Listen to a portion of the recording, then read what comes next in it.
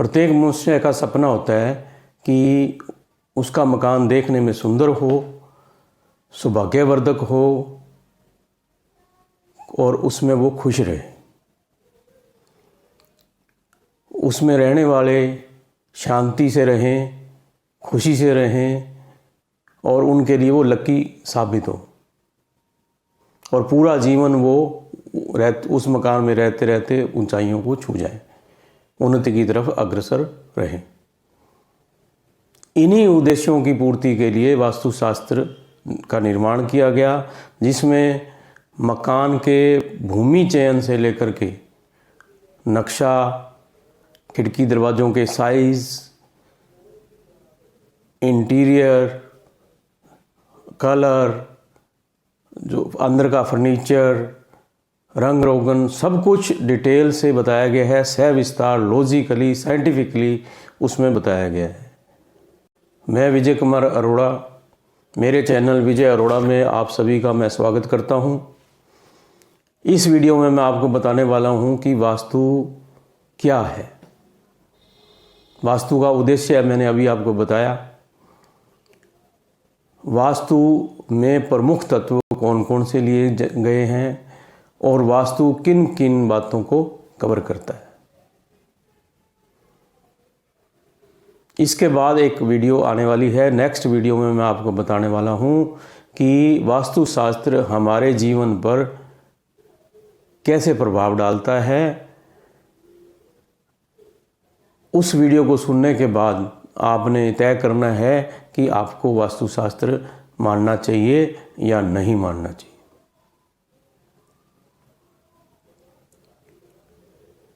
मैं 3 चीज़ों को आपको तवज्जो देना चाहता हूँ। हमारा यूनिवर्स, सेकंड बिल्डिंग और तीसरे उसमें रहने वाले लोग। इस यूनिवर्स से हमारे को दिशाओं का ज्ञान मिला। उत्तर, दक्षिण, पूर्व, पश्चिम 4 दिशाएं हैं और 4 ही इनके कोण हैं। ईशान कोण, आग्नेय कोण, रैत्य कोण और वायु कोण। 4 दिशाएं और 4 कोण, 8 दिशाएं हो गई और एक ब्रह्म स्थान हो गया। यूनिवर्स से हमारे को ग्रह भी मिले, ग्रहों का ज्ञान मिला। हमारे जन्म से मृत्यु तक इन ग्रहों का हमारे जीवन पर क्या प्रभाव पड़ रहा है उसका हम समय समय पर विश्लेषण करते रहते हैं। ज्योतिषों की हेल्प से हमारे को पता चलता रहता है कि ग्रह हमारे जीवन पर क्या क्या प्रभाव डाल रहे हैं। हमारा जो शरीर है, भौतिक शरीर है, ये 5 तत्वों से बना है। जल, वायु, अग्नि, आकाश, पृथ्वी। अब मैं आपको बताना चाह रहा हूं कि वास्तु में किन किन तत्वों को शामिल किया गया है। दिशाएं जो हैं वो बिल्कुल फिक्स हैं, उनको कोई चेंज नहीं कर सकता, ना वो होती। जो हमारे को यूनिवर्स से ग्रहों का ज्ञान मिला, उन सबको कोई ना कोई दिशा निर्धारित कर दी गई कि इस दिशा में ये जो ग्रह प्रभावित करेगा या इस ग्रह की ये दिशा है। इसी तरह जो हमारा पंच तत्व का शरीर है, उनकी भी हर तत्व की एक दिशा निर्धारित कर दी गई। जो प्राकृतिक रंग हैं, उनकी भी दिशा निर्धारित कर दी गई कि ये रंग इस दिशा में शुभ है। इसी तरह जो मेटल्स हैं, तांबा है, कांसा है, एल्युमिनियम है, लोहा है, सोना है, चांदी है, वुडन फर्नीचर है, इन सब को भी एक दिशा निर्धारित कर दी गई कि ये धातु इस दिशा में रखने से शुभता आएगी। और हर चीज का क्यों रखनी है वो भी समझाया गया है। ये ही चीज़ें जो वास्तुशास्त्र का आधार स्तंभ है। अब मैं आपको बताने वाला हूँ कि किन किन चीज़ों को वास्तु कवर करता है।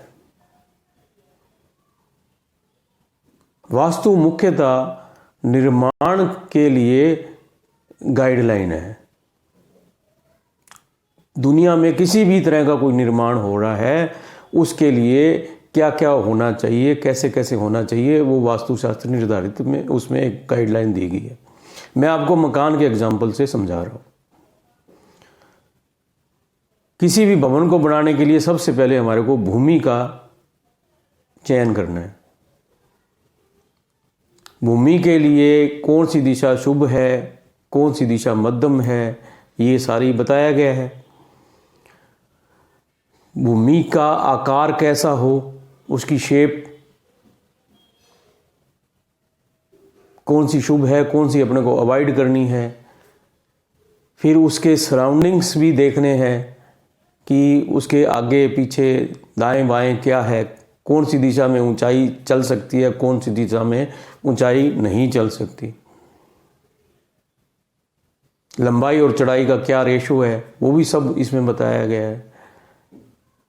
प्लाट हमने वास्तु नियमों के अनुसार चयन कर लिया, उसके बाद बारी आती है नक्शे की।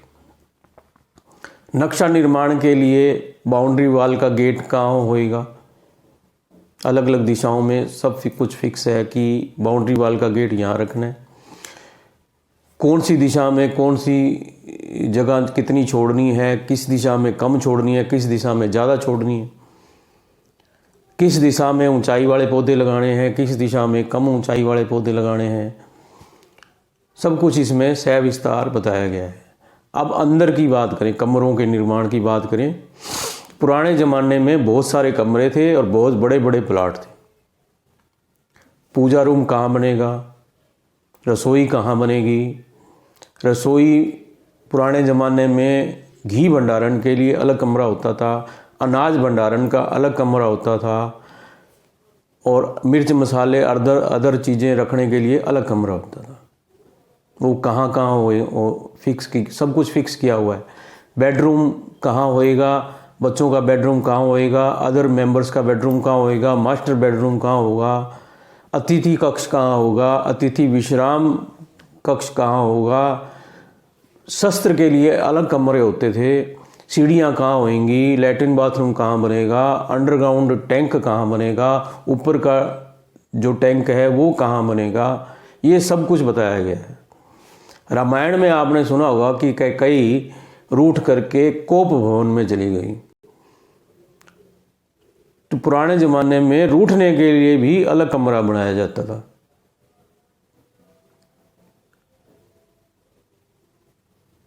उसके बाद बारी आती है नींव खोदने की। नींव किस तरफ से अपने को खुदाई शुरू करनी है, उसका कारण क्या है, वो इसमें बताया गया है। नींव भरने की दिशा कौन सी है कि सबसे पहले अपने नींव भराई का कार्य उस दिशा से चालू करना है, वो भी इसमें बताया गया है। जब निर्माण कंप्लीट हो गया, छत लग गई, प्लस्तर हो गया, फर्श हो गया, उसके बाद आता है रंग। तो शुभ रंग कौन सी दिशा में कौन सा रंग शुभ है, वो इसमें बताया गया है। फिर आते हैं अंदर का, इंटीरियर का, बेड की क्या दिशा है, क्यों है।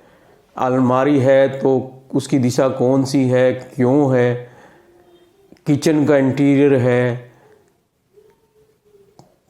चूल्हा कहाँ रखना है, गृहिणी का रोटी बनाते समय मुंह किधर होना चाहिए, वो भी बताया गया है। जो फर्नीचर है वो आपका लकड़ी का है या धातु का है या किस तरह कौन से मटेरियल का है, उसके अनुसार उसमें बताया गया भी ये किस दिशा में रखना शुभ है और किस दिशा में रखना अशुभ है। ये सारी चीज़ें उसमें बताएगी। यानी बहुत ही विस्तार से लॉजिकली साइंटिफिकली वास्तुशास्त्र का निर्माण किया गया। एक वीडियो में तो ये बताना ही संभव नहीं है। चूँकि आज मकान बहुत छोटे छोटे बन रहे हैं, इसलिए इन जो सारे नियमों का पालन करना हमारे लिए एक चैलेंजिंग जॉब है।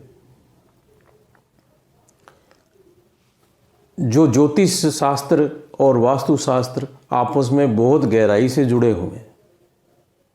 वास्तुशास्त्र है वो आपको एक नियमावली की तरह, एक गाइडलाइन की तरह काम करता है कि ये चीज़ यहाँ बना लो।